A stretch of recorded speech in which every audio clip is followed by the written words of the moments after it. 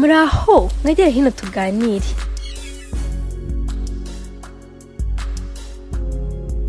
Ni usanzwe ukurikira bya hafi ibya ruhago uzwa kuva mu kibuga hagati y'abakinnyi kugira mu bafana bicaye imbere y'amayikara yabo, hari impamvu nyinshi cyane zishobora gushyamenisha ababa muri isi y'umupira w'amaguru. Akenshi usanga impaka ziba zishingiye ku makosa y'umusifuzi, ibitego byanzwe cyangwa se ibyemezo by'ikoranabuhanga ryifashishwa amashusho mu kunganira abasifuzi rizwi nka VAR. Ariko hari igihe ikibazo kirenga imbibi z'ikibuga kikinjira muri politike mpuzamahanga. Nicyo cyabaye mu gikombe cy'isi cya 2026 ubwo icyemezo kimwe cya FIFA cyatumye amakipe, abafana, abanyamategeko ndetse n'abanyapolitike bo ku mugabane w'Uburayi bahagurukira rimwe bavuga ko hari umurongo utukura warenze utagomba kurengwa. Kandi hagati muri ibyo byose izina ryagarukaga cyane kurusha ayandi ni ry'umwihanuzi akabona perezida w'igihugu byemeza ko gifite igitinyiro kurusha ibindi byose ku isi, Uko Donald Trump.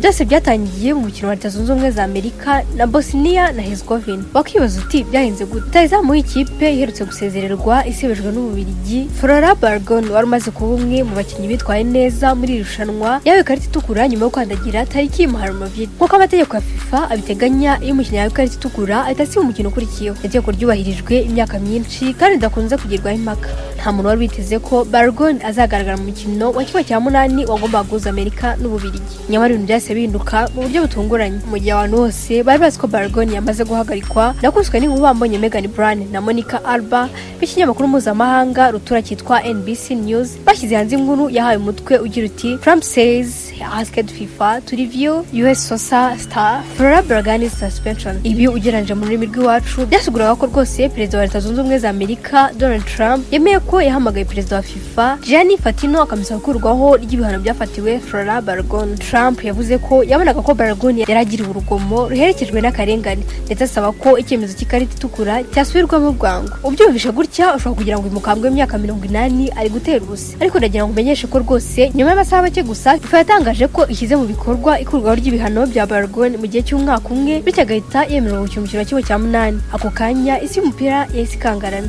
Kuva kuri njyewe uri hano Nyarugenge kugera ku isinzi ry'abafana bari hirya no hino ku isi batangiye kwibaza niba koko amategeko ya FIFA agikurikizwa kuri bose cyangwa niba ashobora guhinduka igihe umuntu ufite imbaraga za politike yinjiye mu kibazo. Byarushijeho gutera impaka ubwo Trump yakiraga ubutumwa ku mbuga nkoranyambaga ashima FIFA, ayishimira rwose kugeza ku kwigabira gaju. Trump yayishimiye icyo yise gukosora akarengane gakomeye kari kabayeho. Ku rundi ruhande perezida wa FIFA ahise asohora itangazo rivuga ko inzego zishinzwe imyitwarire muri FIFA zigenga kandi icyo cyemezo cyafashwe kubera igitutu cya perezida wa Amerika. Ariko nubwo yabivuze ibyo, hari ikibazo cyakomeje kwibazwa n'abatari bake. Niba koko komite yigenga ku cyemezo cyahindutse nyuma y'uko perezida wa Amerika avuganye na perezida wa FIFA, burya ntiwicira inkeri kandi ari urukundo, kuko icyo kibazo nicyo cyabaye intandaro imwe ivamo gucana uwaka mu buryo bukomeye hagati ya FIFA n'impuzamashyirahamwe ya ruhago ku mugabane w'Iburayi.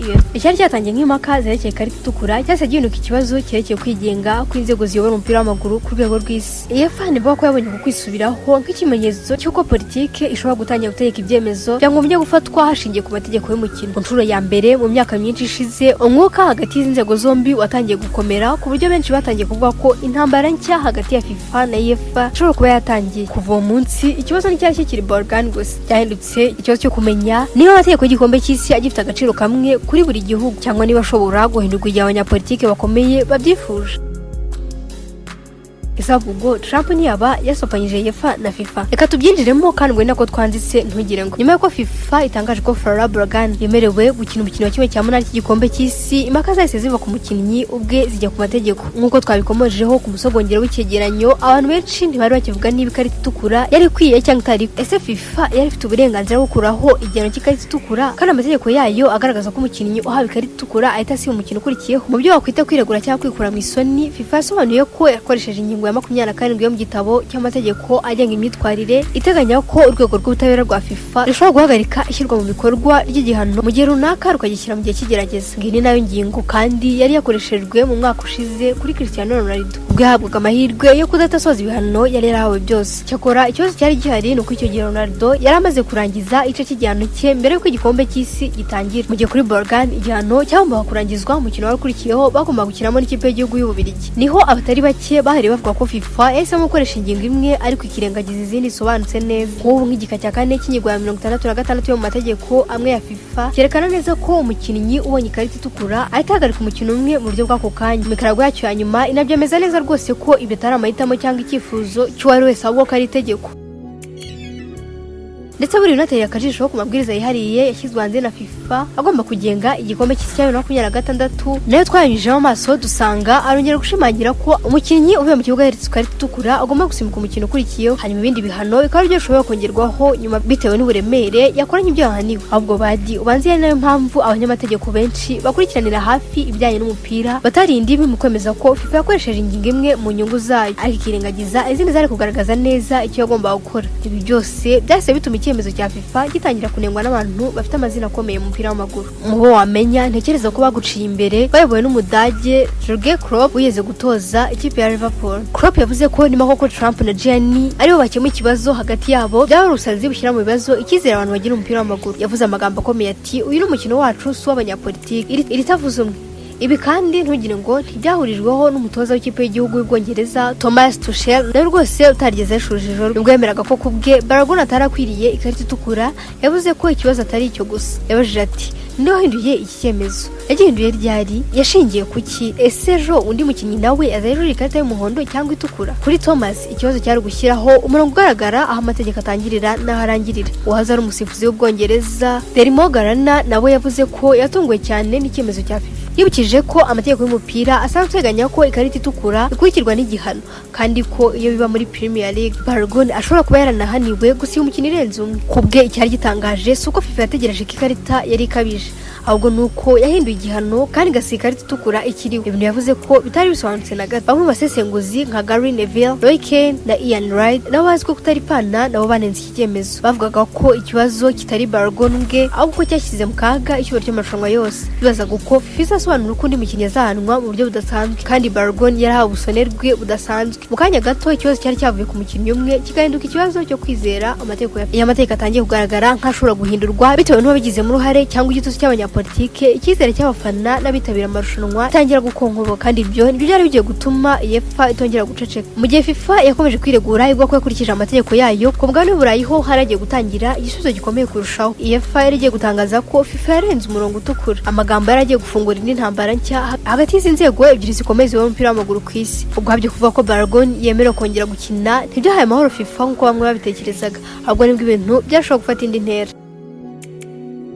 Mu masaha make nyuma y'itangazo rya FIFA, Ububiligi bwabaye igihugu cya mbere yahagurutse bugaragaza ko butazemera gucecekera icyo bwabonaga nk'akarengane gakorera amarushanwa yose mpuzamahanga. Ishyirahamwe ry'umupira w'amaguru mu Bubiligi risanzwe rizwi mu mpine za RBFA cyangwa Royal Belgian Football Association mu rurimi rw'icyongereza ryatangaje ko ryatangajwe kandi rigatungurwa n'icyemezo cya FIFA.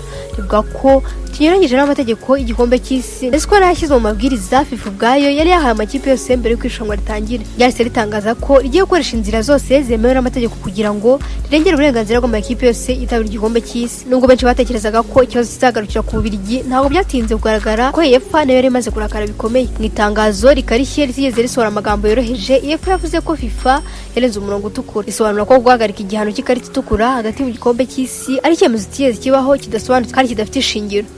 FIFA yibukije ko igihano gikurikira ikarita itukura atari icyemezo umuntu ashobora guhitamo gukurikiza cyangwa kudakurikiza, ahubwo ari ihame ryubakiyeho ubusugire bw'amarushanwa. Kuri UEFA iyo ayo mahame atangiye guhinduka bitewe n'igitutu cyangwa inyungu z'igihe gito, icyizere cy'abafana n'icy'abitabira amarushanwa gitangira gusenyuka. Nubwo perezida wa UEFA Alexandre Sefeli atavuze amagambo menshi ku giti cye, ariko kuba yashyigikira iryo tangazo ry'ishyirahamwe ayoboye ubwabyo byafashwe nk'ikimenyetso cy'uko umubano wari usanzwe utifashe neza hagati ye na Gianni wari ugeze aharindimuka. Mu by'ukuri iyi ntambara ntiyatangiye kuri Balogun gusa, hari hashize imyaka myinshi UEFA na FIFA batoza ku bibazo birimo ivugururwa ry'irushanwa ry'igikombe cy'isi cy'amaklabu FIFA Club World Cup, ingengabihe y'umupira ku isi, amafaranga ava mu marushanwa ndetse n'uburyo FIFA ikomeza kwagura ububasha bwayo. Icyemezo cya Balogun cyabaye nk'igicaniro cyashyize umuriro ku makara yaramaze igihe afatishwa buhoro buhoro. Mu Bubiligi naho ibintu byakomerejeho. Umutoza w'icyo gihugu Udi Gracia yavuze amagambo yasakaye ku isi yose ubwo yagereranyaga icyemezo cya FIFA n'umunsi wo kubeshya wa April Fool Day. Mu kiganiro n'itangazamakuru nyuma yo kunyagira ikipe ya US ibitego 4 byose kuri kimwe,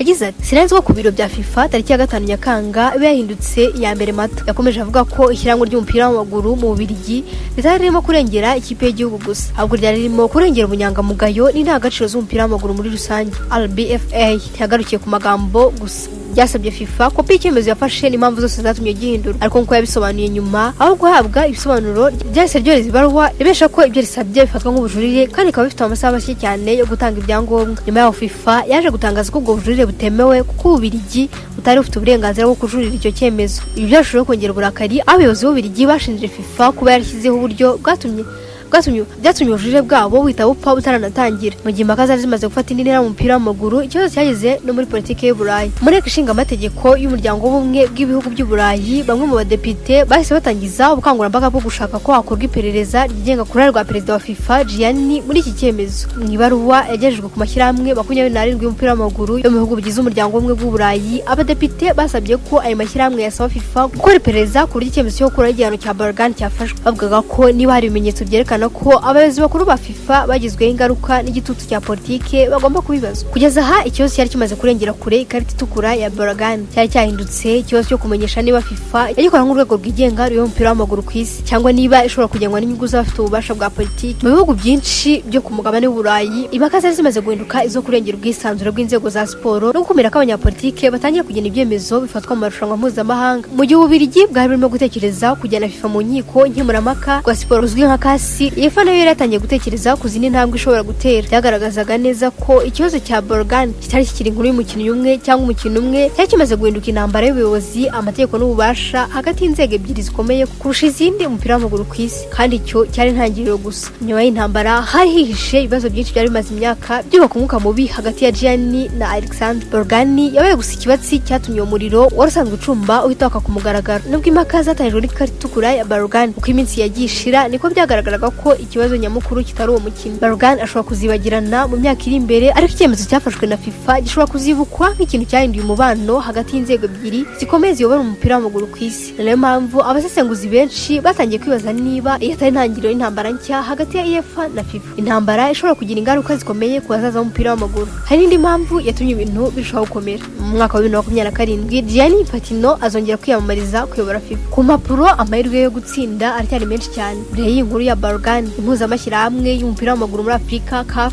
ya Asia AFC ndetse n'iyo muri Amerika y'Epfo zari zimaze gutangaza ko zimushyigikiye. Iyo mibare yonyine irenga amajwi akenewe kugira ngo atsinde amatora. Bivuze ko nubwo UEFA yakomeza kunenga imikorere ya FIFA, kuyihindura binyuze mu matora bishobora kutoroha. Ariko nubwo Gianni ashobora kutagira ikibazo cyo kongera gutorerwa kuyobora FIFA, ikibazo gikomeye si amatora, ahubwo ni icyizere cy'abafana b'umupira w'amaguru baho kubera ko abantu bemera ko amategeko akurikizwa kimwe kuri buri bose. Wowe urabona bizaherera he? Reka mbere ko mujye mu turimo tw'amaboko ariko bikagusiga igitekerezo cyawe. Ngende Joyce Gakumba, like, share, comment na subscribe.